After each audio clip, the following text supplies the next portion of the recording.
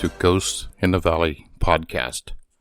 I'm your host, Al Cooley. Today we have a historian, instructor, a writer, a person who specializes in death history, historic hauntings, investigations, a witch, a psychic, a gypsy, and so much more.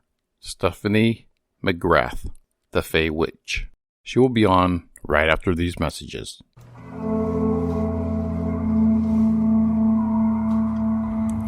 Hey guys, this is Vanessa. My podcast is Life Paranormal with me. Listen as I reveal all things spirit, paranormal, and unexplained. Join me every other Saturday as my guest host and I recount our own experiences that will perplex and utterly terrify you. Life Paranormal with me is available on all major platforms such as Anchor, Spotify, Apple Podcasts, and many more. Join the Lifer fam by following me on Twitter at Feywitch Paranormal. Follow, like, subscribe, and hit that notification button so you can always catch a ride on this spooky vibe. Welcome, Stephanie, to the show, and I'm really excited having you on today. You have quite a bit of background. Is that right? Yeah. Are you a historian? Yes, I am. I have a master's in American history. Yeah, I see that you're a historian, American death culture, instructor, a writer. Mm-hmm. You specialize in 19th and 20th century American death history. You want to explain a little bit, what that's all about? Death history kind of encompasses a lot of different facets. Some of us focus on the funeral industry. Some of us focus on memorials and burials and things like that. When anthropologists look at the birth of a civilization, that's the point at which humans start burying their dead. So we had a very different relationship with death in the past than we have now. And so a lot of death historians look at the various things that have arose when we saw the actual funeral industry come to life. And things really changed in the 18th century, but they also changed America. The things that create mass death create a mass reaction, and usually it really profoundly changes the way the course of that civilization goes, and America is absolutely right there with the rest of the world. I mean, with the Civil War, over what 600,000 deaths. I mean, outside the war itself, with disease and famine and everything that went down after that, and I was thinking about when the Ouija board came about, and before the Ouija board, these games that came about to actually try to contact you with the dead. And I think that was brought about because of the mass deaths of the Civil War. Exactly. I'm actually writing, in the process of writing a book. It was part of my master's thesis. Basically, death in America in the 18th century spurned this mass movement of the American spiritualists, and they ended up influencing cultures all over the world. Spiritualism can be found everywhere now, and it's not as prevalent as it was back then, but it was a way for people to heal from so much grief and so much mourning. What I focus on is generally how mourning and grief affect our culture and how it changes us as Americans. It affects our nationalism. It affects our Americanism. It's part of our folklore, 18th century big houses. They all seem to house these wonderful ghost stories. And right. Do you think that's because they didn't have their proper farewell, their proper goodbye? Exactly. Particularly when you talked about the Civil War. Most of the history books, I'll say, the 600,000, but currently historians are averaging that at more around 880,000. And they think that that's probably a very conservative number because we weren't tracking what happened to these men off the battlefield. Most of these numbers are just what happened on the battlefield. If they put them in the back of a wagon and attempted to get them home, they may not make it. So that's not really counted. And that leaves people with that horrible sense of lacking closure. And I think that's what mediums in the 18th century were trying to do. They were developing these ways, like the Ouija board, to speak to people. And that actually became one of the central focuses of my work, is how actually spirit communication in conjunction with mourning changes us. Like you said, these buildings and historic sites. And I've been to Gettysburg, and have been on a couple of the ghost tours and walks and have talked to different paranormal investigators. While I was there, just so much activity. Yeah. I always believed, paranormal is the result of dealing with spirits of untimely or violent death. Right. Exactly. And we changed our relationship with death so drastically in the 18th century because of that. It used to be people were dying at home, and then we cared for our dead and we buried them. And there was no funeral home. They did that at home. And it was a much better goodbye for the people that were left behind. And so I think that that's a central focus on part of what changes everybody and part of what drives them to try to attempt the spirits on the other side. And Sir Arthur Conan Doyle, also Dr. Winters, had done an excellent book, but they pointed out that it was helpful to the soldiers as well, the ones that had passed away. One soldier even wrote home he felt the mediums needed to help all of these people that had died on the battlefield in World War I. So it was permeated in our culture a lot more than people gave it credit for. Right. And, I was looking through, some of your works, and I really love the fact that you keep, the women out there that were forgotten, how important a part they played in everything, not just the Civil War, but they're never given credit. Exactly. Anne Browdy did an excellent book called Radical Spirits. And that book talks all about the feminist movement and the reforms that they were trying to do. So a lot of these spiritualists were very politically active. They wanted social reforms, they wanted marriage reforms, they wanted equality of the sexes, and, they fought hard for it. They were the early suffragettes. So, you figure, not only were the women, while the men were out fighting in the war, I should mention, too, a lot of women, too, fought in that war. Yeah, they did. Right. And they're home taking care of the family. They're in the workplace and the factories, right, cooking dinner, taking care of the kids, and like you say, women that fought in the Civil War. Right. Actually went in as men. Right. One lady went in as a man and took command of her injured husband's unit, marched them across 3 states, and then won a battle. So she was pretty good. And then they found out she was a woman, and they made her step down, and she became very bored sitting in Chattanooga during the siege and decided that she would become a spy. Because I didn't know that. I knew that there was a lot of blacks that entered slaves that entered the war. That actually turned the war around because of slaves. Right. But I was really astounded by the amount of, and after doing more research, after reading your articles, the amount of women that did fight in the war. Right. Pretty impressive, the things that women accomplished. And, back in the day, male historians didn't really give that a lot of credit. And men didn't give women a lot of credit in their record keeping. This is all information that I kind of feel like, people should know.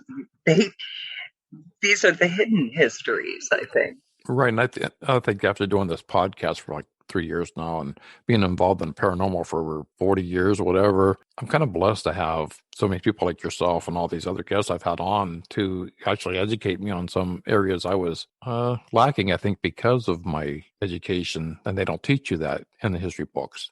So much is left out. You think that's because it's a man's world? Yeah, I really do. I feel like the 18th century was very much the first movements of the equality movements. And what we had was a lot of people just fighting for, basic human rights. They need their stories told. Some of these women were just incredible. They were free. One woman went back into service, and she went into the Confederate president's household, and she was serving them in the house and then going back to the family that she lived with on the northern side and telling them, everything that she had heard. She was very instrumental in getting inside information that was at Davis's table. And she was right there for all the conversations. You do historic hauntings? Yeah. I'm really, really interested in historic hauntings, but also, gothic horror novels and things like that. I mean, it's really kind of part of our culture and our pop culture and things like that. So it's really neat to hit these places and experience what's going on.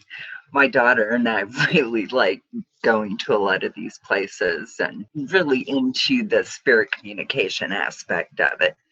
So I think a lot of that is probably part of all the stuff I had done with Fey Witch. So, I had been doing that since I was about 25. And I guess bringing my gifts and my mediumship to my historical work just kind of evolved.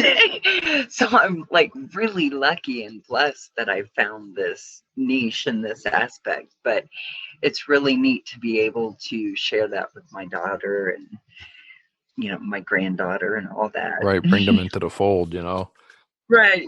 They're little paranormal investigators, Yeah, exactly. Getting to your Fey Witch, is that, what is a Fey Witch?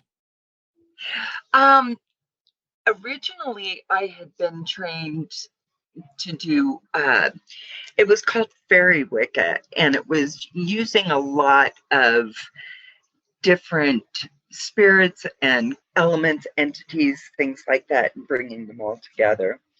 It was kind of a meld of intense shamanic work and just kind of growing as a psychic and a person. And so it really influenced the way that my path went. Is Fey like fairy, like little people?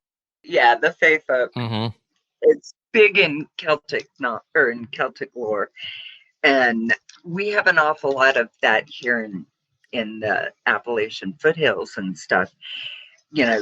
You hear a lot of those stories about, the Fae and the little folk. And one of my best friends, if you walk back into the woods behind her house and sit back at the creek, you can see that she's left little gifts for the fairies all over the place. It's like finding little treasures. Right. I've heard Navajo Indian. Mm-hmm. They have something to do with the Fey Witch. Yeah, the Navajo have a lot of legends. I don't mean the Fey Witch, excuse me. I mean the fairy people or little people. Right, like the fairy people. Well, one of the things that has really interested me is that they're finding more that a lot of Celts had, or not a lot, but the Celts had been here before. And they're suspecting that the Norse came in and then went down through the Mississippi River, coming in through Canada and stuff. So they have a very strong Fey and elf kind of lore too. So I think those two cultures, when they met each other, just naturally everybody blended with their belief systems. And it was really interesting because when I was a kid, my dad made Indian jewelry. So we would often go, on these long buying trips all through the reservations. And I think the Navajo was my absolute favorite. And they really have a lot of different creatures that they talk about. And one of the interesting things is that they have picked up some trail cam footage. I think it was in Yosemite that kind of bears up their idea of the Fae. And I just think it's really interesting that the things that they managed to share, and I think they influenced. And I think that's why we see so many similarities. I see also you do shamanic spiritual ceremonies. Primarily what I do are cleansings, and that was where kind of the ordained minister portion came in, because I felt like more of, I'm not really Wiccan per se, and so I felt like a more inclusive representation really seems to work well in the locations that you're in. So if you're, able to comfort them in the way that they would like to be blessed, it's a little bit easier. Is shamanic kind of like Reiki? It's very similar in that it talks about learning to use nature and other elements and other entities as part of how you relate to, for me, being a witch, because the two really blended really well. And so that was where I really came to that shamanic path. And there was a lot of Native American concepts that had been, infused in that wonderful training. Right. And I had gotten finished with the training, and I was just so energized to, change my life. I mean, that had taken several years to finish it. And so, yeah, I eventually ended up going on for my master's. So what's it like living as a gypsy witch? I'm hoping I get better at putting roots down,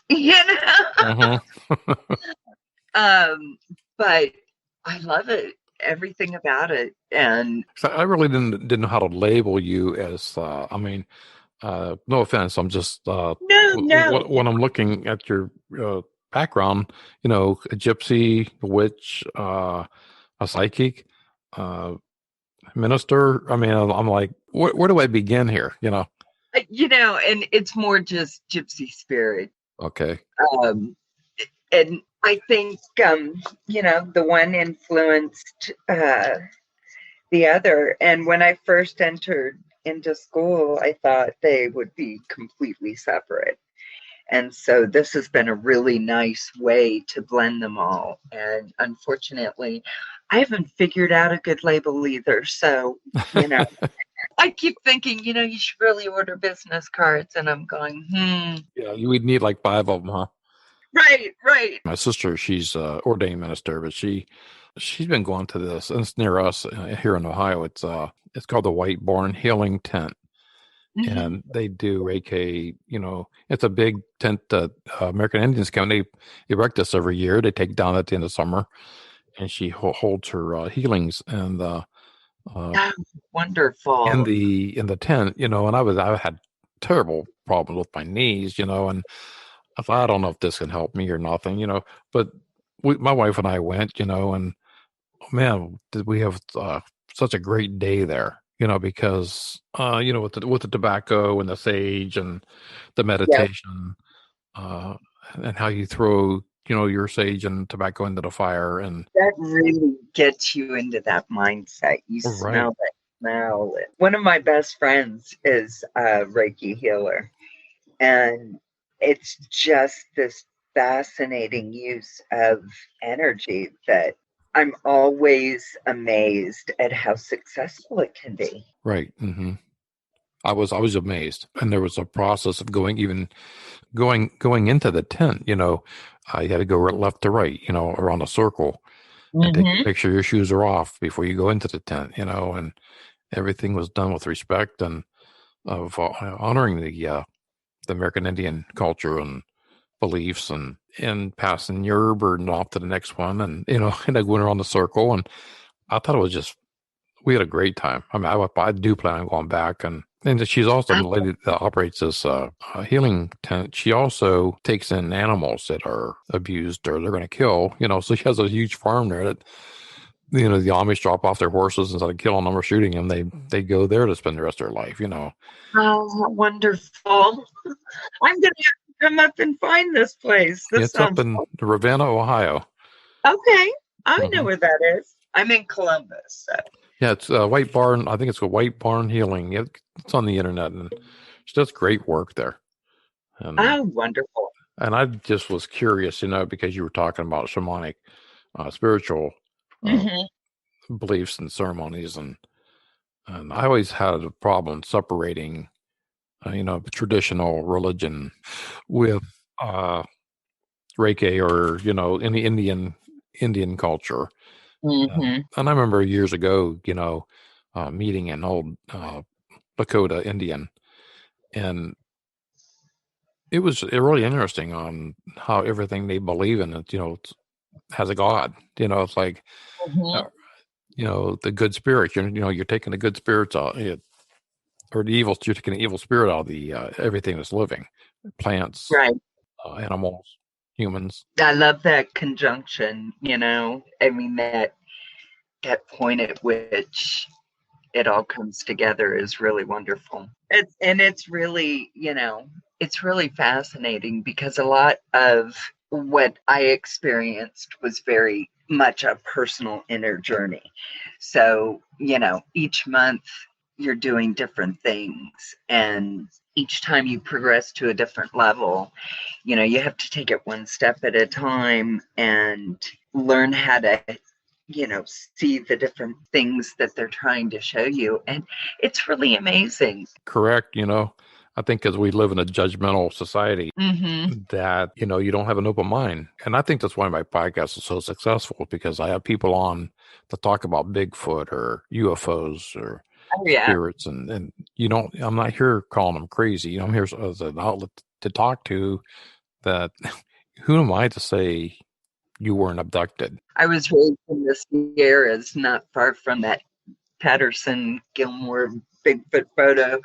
And so as a kid seeing that, I'm a believer. Yeah, you're down in southern part of Ohio, right? I'm down in Columbus, but I generally spend a lot of time down in the Hawking area, Vinton, Wayne National Forest, that area. Like Hawking Hills or? Yeah. Hawking Hills, love it down there. And it's so rich with Indian lore and legend and ghost stories, and it's awesome. That's why I thought your page was so fascinating, because you had everything on there that I deal with, like Native American Indian, Fey Witch, and Shamanic. I was like, wow, and plus you're psychic too, right? Right. I was just thinking back on, like you were saying, the mass deaths, like the pandemic, flu or the virus, and so many deaths. I believe there's going to be a lot coming out of this one too, all the deaths that's happening now. Yeah, and I think especially now, this pandemic can be so poignant because of the fact that these people are being separated away from their loved ones. If you get it, everybody, you losing that human touch, you're losing someone at your bedside, the family's losing the ability to be there as their loved one leaves and crosses. And it really, those kinds of things, I think, that drive people to psychics and mediums, because they didn't get that closure. They didn't get that last conversation, Right. I'm a firm believer that, we've lost them, but they haven't lost us. I really believe that there's, spirits that are trapped and not able to cross themselves for whatever reason, which it helps if you can be able to do these rituals or, be able to say an appropriate prayer to let these people cross. It really helps. And that can, heal a haunting. Right. You believe you can move a spirit on? I do, because I think some spirits really do want to be moved on. I think they just get lost, However, I think that that's different from, a loved one coming and trying to do a visitation with us or moving something or trying to get our attention just to let us know that they're okay. And so, I do think that there's that correlation. Right. I believe the same thing, that you can move the spirit on. And then when you deal with I don't know if you have dealt with the demonic side of it. I have once. It's really not fun.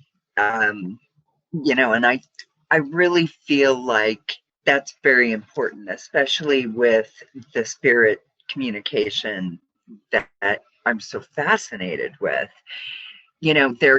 That comes with this protection side. And I think the shamanism and the witchcraft really come together and help me focus, help me protect myself going into these things and to keep from bringing something home by accident, which has happened once. And I think those things have to just be forcibly moved on.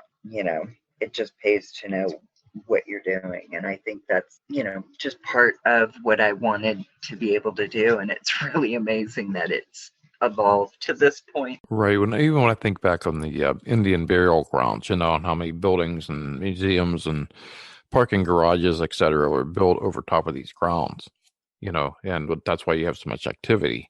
Oh yeah, you're desecrating the spirits of the dead. I was watching a Ghost Adventures one day, and they had a psychic come in, and she said, "Oh yeah, but this is Indian burial ground. You don't want to mess with their stuff."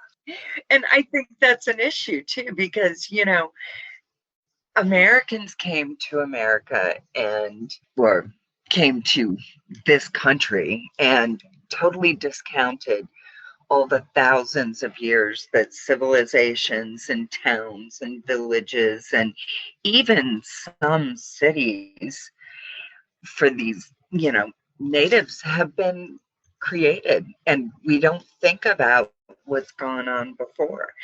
And the trauma in a house that later becomes a residual haunting, who's to say when that trauma happened? It could have happened when there was a tent on that grounds, or it could have happened when there was something else. We just don't know until you get in there. Do you believe in the afterlife? Yes. Yeah. I believe in an afterlife, but I also believe in reincarnation. I feel that to a certain degree, we're choosing what goes on. And I believe also to a certain degree, we have small units of souls that are almost like our families. These are the ones that we kind of congregate to. And so you hear people say, "Oh, I feel like, I've known this person in another life." Well, in my mind, that's quite possible. Scientists are studying what happens with the afterlife, and Sam Parnia is a doctor and a professor at like Stony Brook and NYU, and also he's from England. He does something over in London too, but he studies how long our consciousness really lasts after the point of death. And he's a cardiologist, so a lot of times these people that he's interviewing have come back. And in some cases, after a really excessive period of time, and yet they can tell them what was in the room, they can talk about the conversations that were had. They can see things on the other side of the hospital. I think there's more to us. We're energy. Yeah, with you being a witch, you think that if you were living back in the Salem witch trial days, you may be one of those unfortunate victims that were right targeted. And I kind of think that has been a recurring theme in my life. My mom says that when I started talking, I started telling people I was a witch. And I have very vivid dreams about that sort of thing. So I really believe that this is part of my soul calling. And this is just me trying to fulfill that in this life. And hopefully we get to stop doing this over and over. Right. It would be nice, but quantum mechanics and quantum physics and all that stuff, they're starting to even look at reincarnation. And I think it was Stanford that was saying that, they really feel that there is something else. And the article I read said that it was akin to Buddhism in a lot of ways. So it's interesting. Right. Mm-hmm. There's a lot of it, I think, that we're starting to be able to prove. Like Bigfoot. Take Bigfoot, for instance. There's a professor in Idaho who's got DNA. Everybody wants a body, but we've got DNA. I had a past guest on a couple of years ago.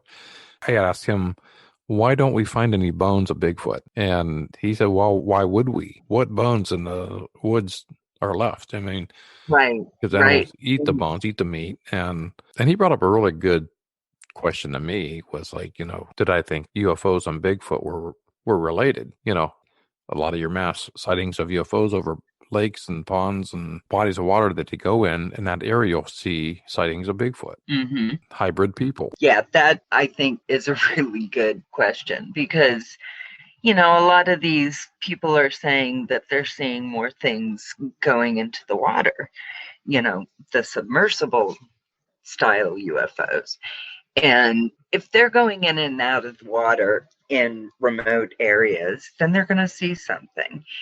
A bunch of sightings have said that there were, adolescents or, a male and a female and a child.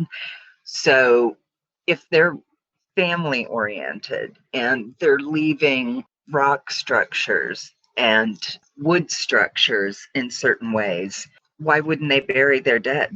That's what we do. That's what a civilization does. Right. I think they're so much more advanced than we are. Right.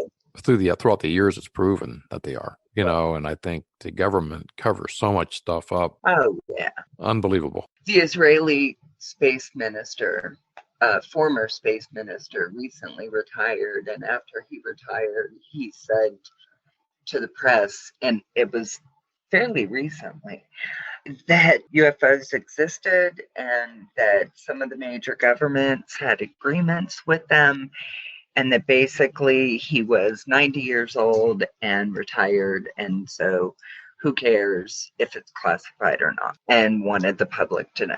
So who's to say not? And we've all of a sudden got this, Space Force. That's something to think about, and what a great thing to have, something that everybody thinks poorly of if you mention. You want to tank your career? Go ahead and say you're looking for Bigfoot. Oh, yeah, I'm a witch in Hauntings. And, but there is a correlation. And what a great thing to hide behind. Like I told a couple of my past guests, when I was at a seminar and we were talking about spirits and ghosts, and most of the people there didn't believe. So weird that after the seminar, the people that stayed to talk to you were the ones that didn't believe. So I think they were curious, and they were told all these years not to believe, or taught not to believe. Exactly. People are taught to desensitize to it and that it's not real. Or if you're told you're a witch, or if you're told you're a medium, you're weird. Or if you've seen a UFO, or you're abducted by a UFO, or you believe in spirits and ghosts, you're weird, Right. Mm-hmm. Yeah. So I tried to throw that master's in behind it, give it a Mm-hmm. little bit of. You talk about it because you know about it, Yeah, exactly. Anything you want to say in closing where people can contact you and find out more about you? Yeah, they can find out more about me at feywitch.com and also deathhistories.com. Most of my writing is over there. All of my future works are over there. We're in the process of getting a gallery together where we've got a gallery of photos focusing on spectrality and ghost photos, spirit photographs. And we're also going to get another bit up for EVPs and things like that. So if people are really interested in the spirit communication aspect of history, they should check it out. Awesome. And I'll put all your links in the bottom of this podcast. Thank you. I appreciate it. Thank you so much for having me. And thank you for being on the show. I appreciate it. Absolutely. My pleasure. I want to thank Stephanie McGrath for being on the show. She has many, many talents. Please check out Stephanie's links at feywitch.com and deathhistories.com. Both links will be in the bottom of the show notes, and so please check those out. And join me in 2 weeks when I have V. She has a podcast called Life Paranormal with V, talking about the Fey Witch, while she also deals with the Fey, the little people. So you don't want to miss that one. I'll see you in 2 weeks with another great episode on Ghosts in the Valley. I'm your host, Cooley.